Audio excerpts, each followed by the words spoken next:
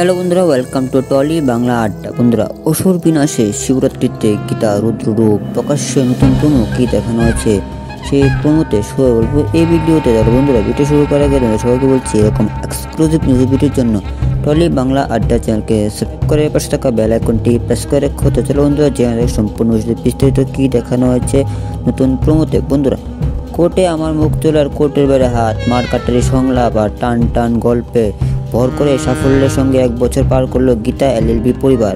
বাংলা টেলিভিশনে অন্যতম সফল মেগা সিরিয়াল এটি 1 বছর পরেও টিআরপি তালিকায় প্রথম 3-এ হামেশাই জায়গা করেনি। এবার সামনে এলো এই মেগা নতুন একটি প্রোমো।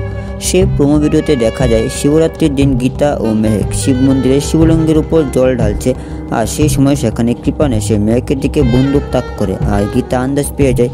ঠিক তখনই মেহেককে আড়াল করে মহাদেবের ত্রিশূল হাতে হর হর মহাদেব বলে কৃপানকে মারার উদ্দেশ্যে এগোয় গীতা।